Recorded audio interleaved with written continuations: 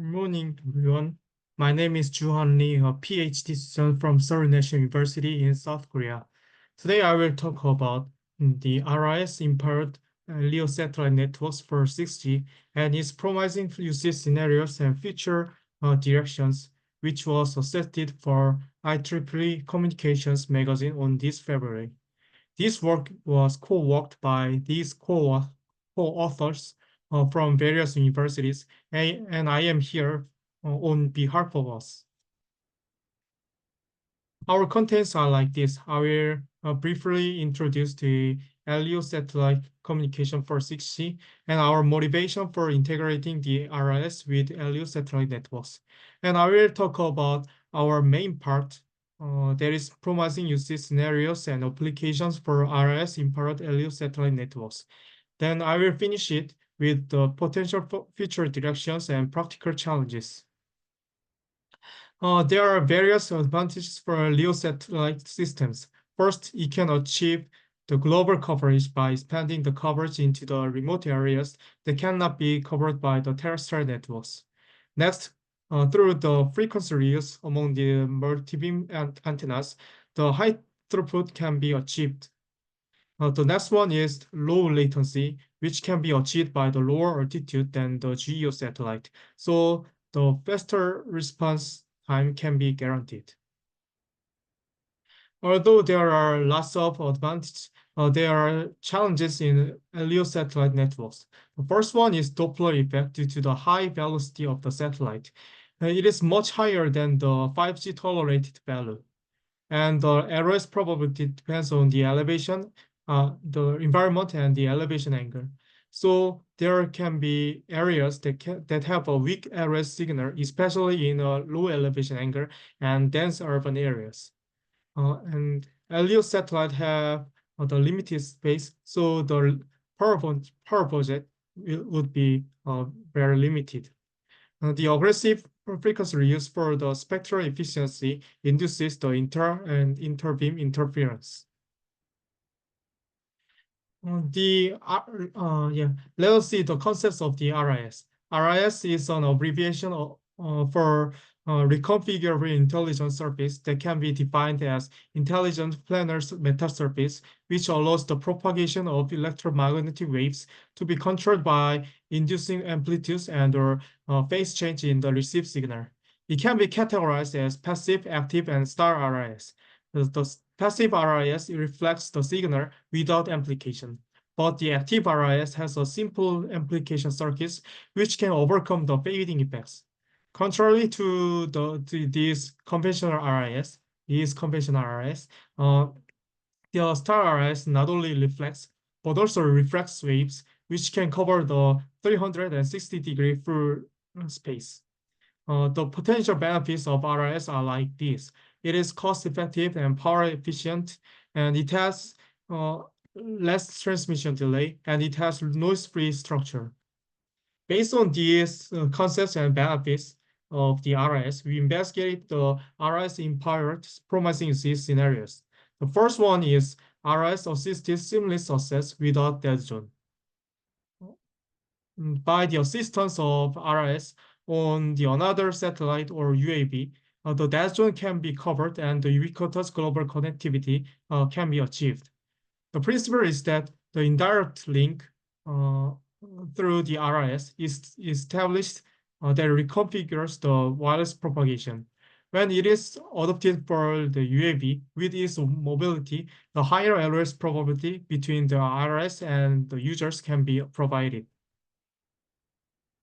The regions of low elevation angle can be assisted by the RIS employ the another satellite. The low elevation angle, which is alpha here, leads to the low LRS probability and the poor data rate. The cascaded channel by deploying RIS on another satellite with a high elevation angle, which is a beta here, can guarantee a much higher LRS probability, which can raise the data rate. These are the regarding simulation results. Considering the long propagation delay and long propagation distance, severe path loss and the hardness of CSI exchange via ISL. We utilize the distributed algorithm where the transmit beamforming and RS beamforming are alternatively optimized and provides the closed form solution. And we can observe that our proposed scheme, which is the blue one, outperforms the benchmark schemes such as MRT schemes and the scheme without RIS. The next one is Doppler compensation through the RIS. There are two methods to compensate the Doppler effect. One is direct compensation and the other is indirect compensation. For the direct compensation, it is in presence of the Doppler presence of the channel basis and Doppler shift information. And the RIS compensates the Doppler shift with increasing the received SNR. But in indirect compensation, it is in regardless of the Doppler shift and it compensates the channel basis through the RIS. Thereby, it can overcome the effect of the Doppler shift. The below scenarios are the cases when the direct link exists or not. When there is a direct link, only the Doppler shift in the satellite to the RIS link can be compensated.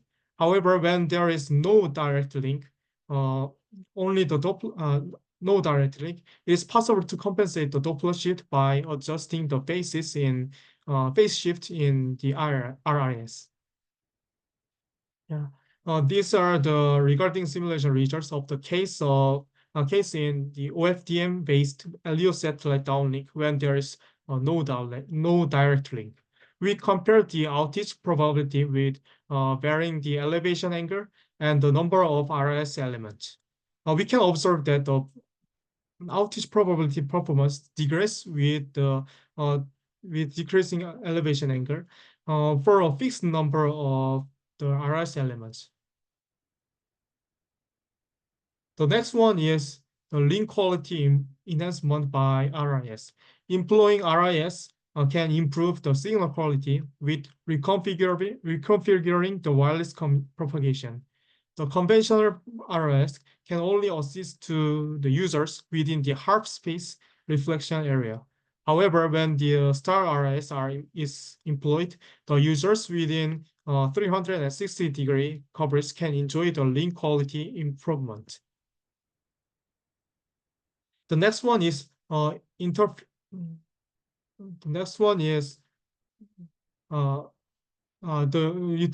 the RIS to mitigate the co-channel interference in ISTN using the same frequency spectrum between the satellite and terrestrial network.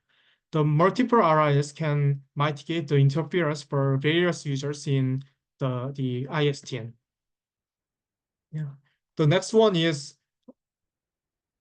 the interference management with adjusting the basis of RIS.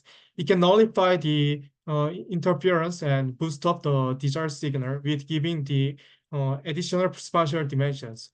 But however, as the channel quality depends on the distance between the RIS and users, multiple RIS are needed to enhance the individual spectral efficiency uniformly. This can induce the inter-RIS interference. So the cooperation between RIS is also needed. The next one is using RIS to sense a target in ISA, which can increase the sensing accuracy and the communication service continuity. In this figure, for the target 2, the LOS is absent from the terrestrial base station. So the base station requests the assistance of RIS to sense the target 2. For the target 1, when the RIS LU also cannot sense the target 1, the another LEO satellite without RIS can be in charge of sensing it, and it will inform the RIS LEO via ISL. So far, we have looked the promising usage scenarios, and I will introduce the potential future directions. The first one is AI-enabled scenario. By utilizing the edge computing to divide the tasks and the inter-satellite cooperation to balance the onboard load, the AI-based resource allocation can be achieved. In this figure, this is the Isaac scenario for the targets and the users in a disaster-affected region. The AI-enabled RIS can be used to operate the public safety. For the LEO1, it transmits the Isaac scenario, uh, and this signal is reflected through the RIS on the ground that is not disaster affected. And it can help to transmit the data with LEO2 via ISL.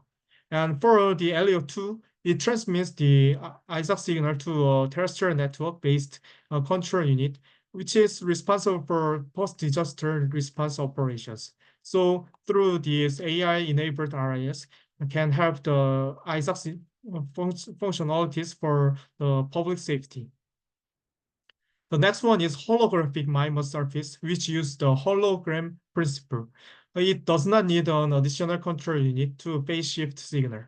Besides, it can be applied across the spectrum through the terahertz frequencies.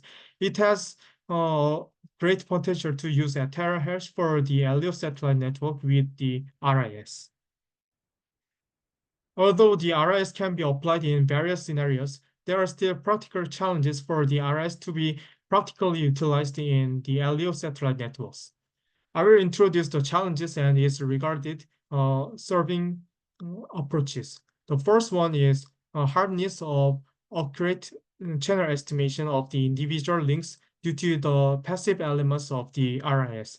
It can be solved by deploying RF chains in RIS and utilizing deep learning to estimate the CSI. The next one is phase uncertainty coming from the phase noise in RIS elements. This incurs when the phase shift of the RIS cannot be adjusted to maximize the received SNR. The remaining channel phase is considered as phase noise at the user ends, which limits the benefits of the spatial degree of freedom gained by the RIS.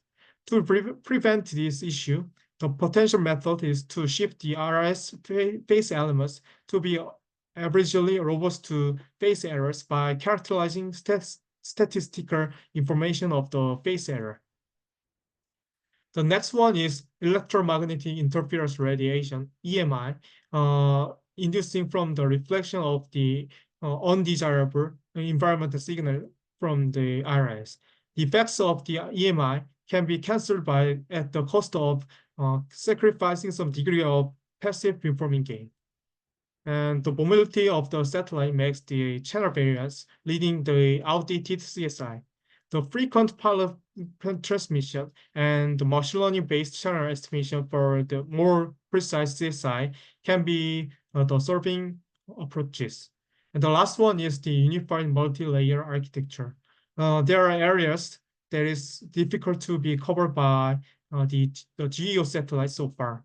Large RIS LEO constellations with the GEO satellite can provide the seamless coverage with service continuity and reinforced reliability. In here, the integrated network protocol should be introduced by using the flying RIS. Yeah. So far, we have looked at promising usage scenarios, future directions, and the practical challenges. Thank you for listening and thank you for giving the attentions. And please feel free to ask the questions.